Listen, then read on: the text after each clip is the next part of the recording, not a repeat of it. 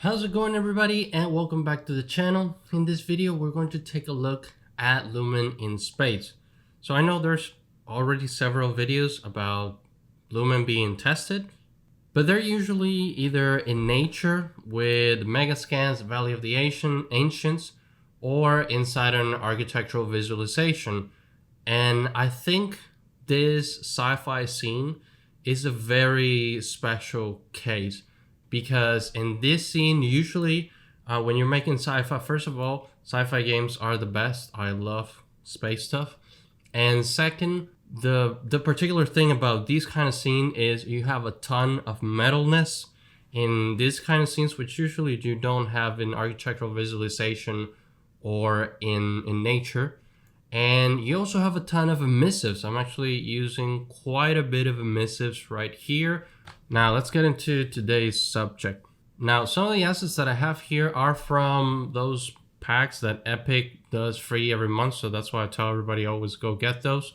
And some of these I bought because they are really cool, especially this character that's standing right here. And I also have some assets outside here like Skybox and this planet. There's an asset called Planet Creator which helps you make these things like super quick. It's like one click. So if you want me to talk about those assets, just let me know. This is usually not a review channel, but I always like to talk about assets if people are interested on that. One of the things about Lumen is that when you have scenes like this, it doesn't work right out of the box. There are certain things you have to do for this to work and to look nice. So what I'm going to do is I'm going to take out all the lighting. I'm going to take out all the assets that produce any emissive. All right, now I got rid of all my lights, and as you can see, this is incredibly dark. The only thing is we still have our planet over here, and I left this emissive because some of them are just part of this blueprint that I made. So this is a whole blueprint class. I would have to break the blueprints if I wanted to get rid of the emissives, but as you can see, they're not getting out that much light. So actually we do have some emissives right here. As you can see, they are not giving me any kind of GI right now. Actually, you can just see them here, but they are not emitting any kind of GI except for these right here. So that'll be a question for Epic, because I do have these at the same settings as these, so they should be giving me a little bit of GI anyways. And this is why Epic said, please do not rely on GIs when, please do not rely on emissives to light your scene. You still have to use regular lightings because the results are not as predictable and can be a little bit noisy. So if you can see, if we go right here, we do have a little bit of GI, but it's kind of noisy and I wouldn't use that solely for my whole lighting. So the first thing that we're going to activate, I didn't delete this because it's part of this Planet Creator thing, is our directional light. So I'm just going to activate it. This is how it was. And also, as you can see, this is not giving me GI like it is on your other scenes. So one of the things that I could do is I could bump this to a lot and it will start giving me GI, but it will look really bloated. So maybe I could do, let's say 50, and it wouldn't look as bloated. Still giving me a little bit of GI, but not as much as I would like. This is still kind of like a big-ish room, so that's probably one of the issues. And the reason why this is getting red is because of my temperature. So I could get rid of the temperature, and you can see that changed a little bit. But anyways, that's just something that you have to be aware. This is not a one and done like it is when it is in nature. You still have to add a little bit more to it, and that's where the skylight comes in. We're going to add a skylight to this, and you're going to see a little bit of a change. So I'm going to add a skylight here. I'm actually going to allow it to, let's switch it to movable. Let's do 1. So you can see that brighten up. By the way, the reason why I switched to 1 is because of what William Faulkner said. Is right here. If people haven't watched his channel, highly recommend it. It's really cool for doing lighting stuff. He is really knowledgeable about this and gives good tips, so go give him a visit and tell him that I sent you. Now, as you can see, this brightened things up a bit, didn't brighten them completely.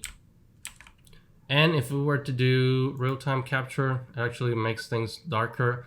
And I don't have a sky atmosphere here because we're in space, so I don't have a sky atmosphere here. So I'm not going to use real-time capture. I'm just going to leave it at that. Now, even if you're doing a horror scene, you're going to find that you are going to need a lot more lights. So another thing I could do is let me add another post-processing so I don't mess with the settings that I already have. But if we bring another post-processing here and I'm going to activate it.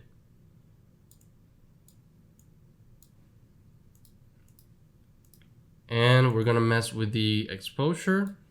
So I'm actually going to go to exposure. And we're just going to do 1:1, or you could do what I did on my other.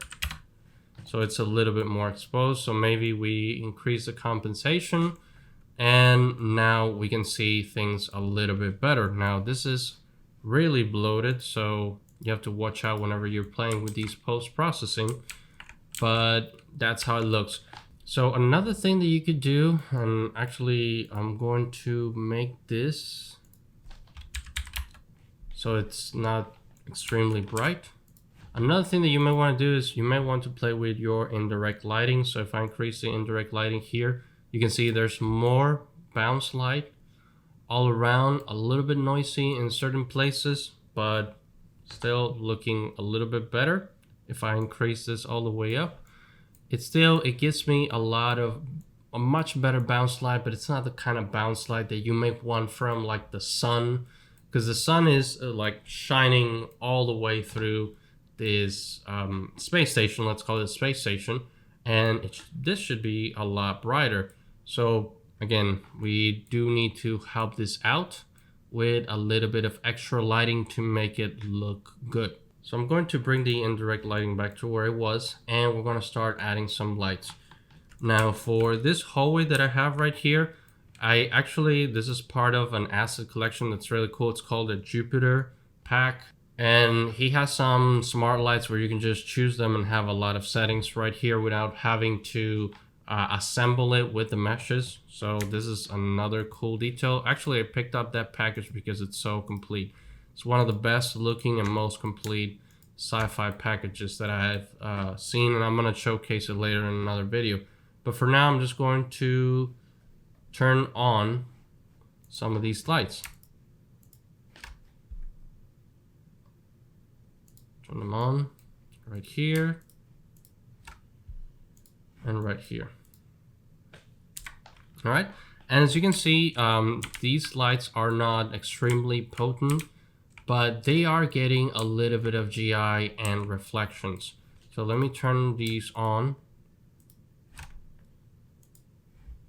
And there you go. That's a lot better. You can see much of the hallway right now. And if I go to my game view, you can see that this looks a lot better. We're getting those nice reflections from Lumen. This is one of the things that I wanted you guys to see, because the roughness is really low on some of these assets and they reflect quite well. All right, let's light this side, which is the better looking side, to be honest.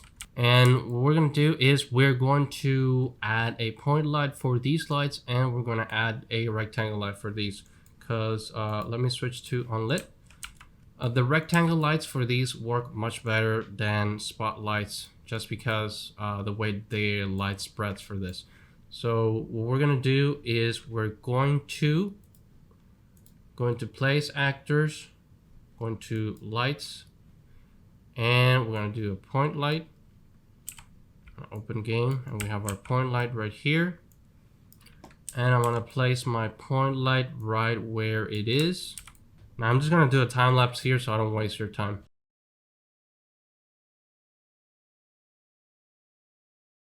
Alright, so all I did was position the light. I didn't do anything here, as you can see, so that's why I'm kind of like fast forwarding those moments. So I'm going to go back to lit, and we're seeing that it looks kind of good, which, by the way, there's something here that we could make to make this mimic this halogen, and that is by using source length. So as you can see, it extends this way, and we have source radius. You can see it pretty much creates the same effect that this one's trying to create, and you can see the difference going on right there. So I'm just going to flip it 90 degrees, and we kind of have the same sort of halogen that we have over here. Now this is a little bit too, let's get the attenuation radius all the way over here. Now this is a little bit too bright, so I'm gonna do probably like 4.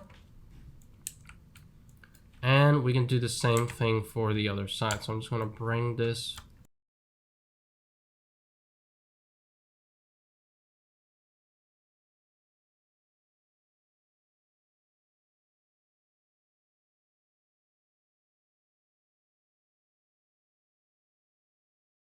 and now we're gonna get going with the rectangle lights, which are the lights that go on the roof. But you can see those nice reflections here, and I'm using these spheres too, which kind of help out with the lighting. Again, another tip from William Faulcher.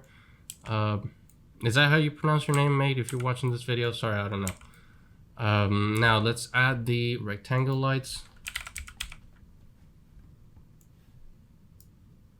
So as you can see, these rectangle lights, if you haven't used them before, look at how they spread. They spread just as those halogens on the roof. So I'm just going to flip it 90 degrees and bring it over to where it's supposed to be.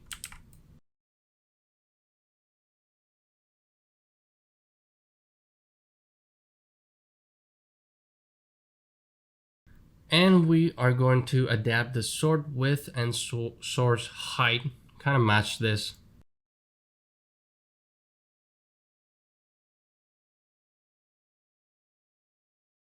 Okay, I'm gonna leave it at that, and what I'm gonna do is I'm going to place this around whatever spots that I have for these lights.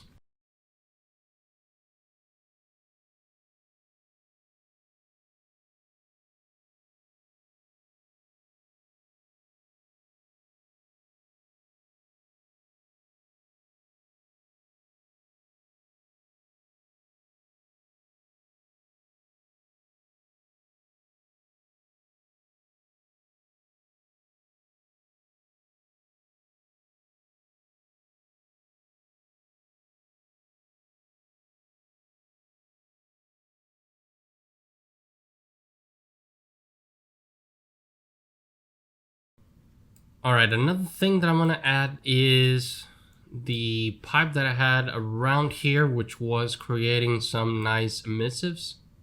So if I go here, look for pipe, ceiling pipe, these two, there you go. So when it comes to emissive light, as you can see, it is adding to my scene, but it gets noisy. It's not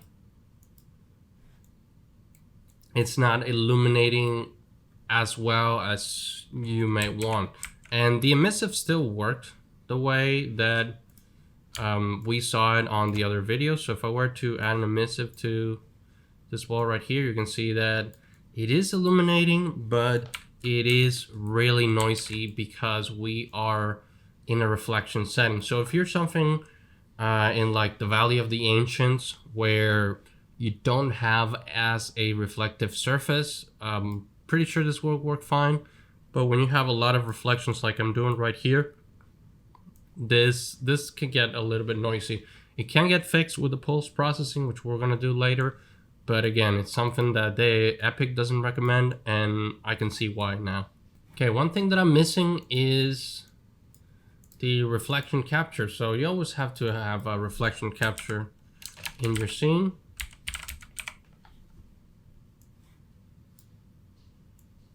Kind of help out the reflections around you. So let's see, this is encompassing the whole level. I just want to make a small reflection. Let's do 800. It's not going to cut it. Okay, So something that encompasses this whole room. And as you can see, I just got the message, reflection capture needs to be built. So I'm just gonna go over here and build my reflection capture. All right.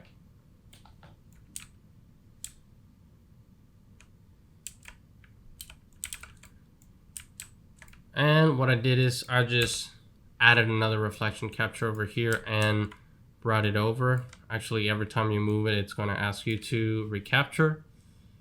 So let's just rebuild. And it does add a little bit to the reflections that we are seeing right here. Okay, so we have, see, nice reflections over here. We have a little bit more lighting in our scene. Still not amazingly lit. This could serve for a horror scene at this point, but this wasn't what I was going for. This will be a nice, well-lit command center. Now I'm gonna start adding the other emissives. All right, so I brought in my other big emissives, which were these consoles. And again, they're just adding a little bit to my situation right here.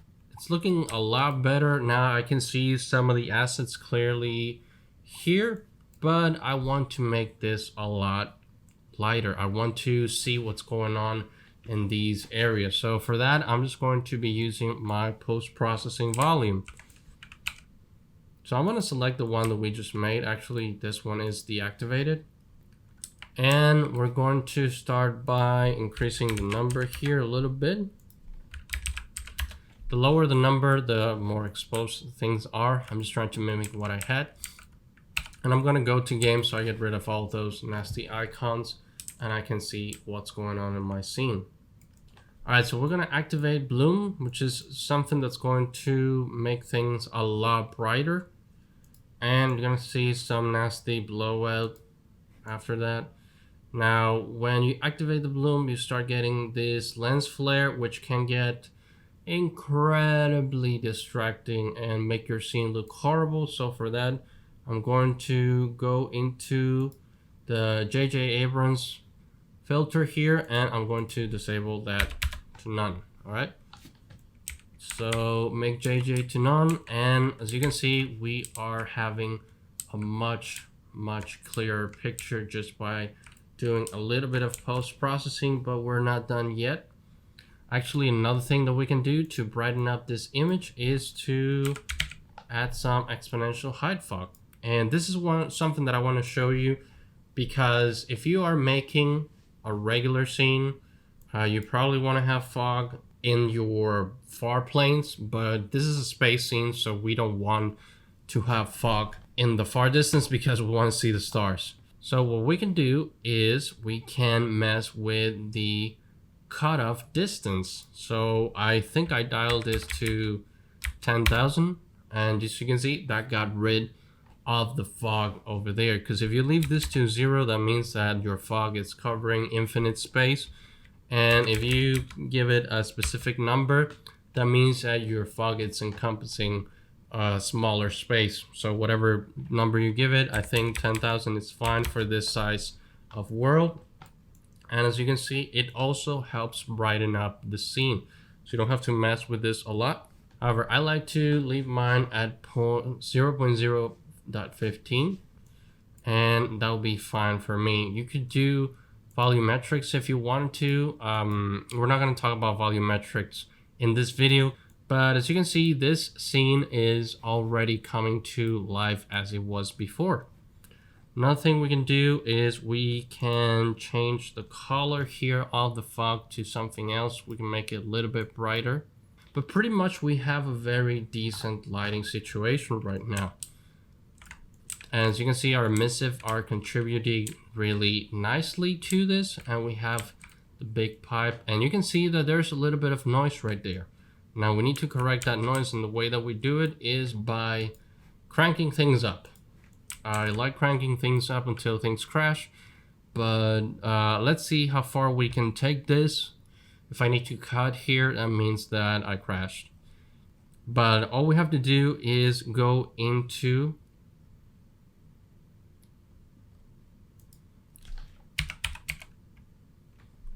are ray tracing and reflections. And we can type here the method is going to be Lumen. And we have the final gather here. And all you have to do is crank this all the way up. And as you can see, that noise starts getting a little bit better. I don't know if you can see the noise on YouTube's compression, but I can see it quite clearly how it changes when I crank this up. Let's crank this up the way to 6. And that really helped it out. Let's crank it more to, I think the end of this is 15 if I'm not mistaken. All right, so I crank it up to 24. That might be a little bit too much, but it's working fine. And I think if I go to my frames per second, I'm doing 30, which is decent for a video game, but it's not so decent for such a small scene. So take that as you will. Now we also have reflections over here, which I'm going to use Lumen, and you can change the quality over here. You can see them improve. If I crank this all the way up, and let's do 6. And that is a lot. You can see my frames per second it's not great for such a small scene. And actually the poly count here, it's not that high. If we go to wireframe, you can see that this guy's a little bit denser, but everything else is not too bad. Probably would improve if I turn all these meshes to nanite. I don't think it was necessary, but if I do extend this scene, I'll probably change it to nanite. Alright everybody, that is it for this video. If you enjoy this, please let me know if you want to see more sci-fi stuff. I'm doing more sci-fi levels, but for my short film that I want to start making, if you want to take a look at those levels, just let me know and I'll showcase them here as I build them. Also, if there are any of the assets that I use here interested you and you want me to have a more deep look into them, please let me know. But remember, there's the Patreon if you want to help the channel. If you cannot, then leaving a comment, leaving a like really goes a long way for the visibility. Follow me on Twitter, there's that Discord, and I'll see you in the next video.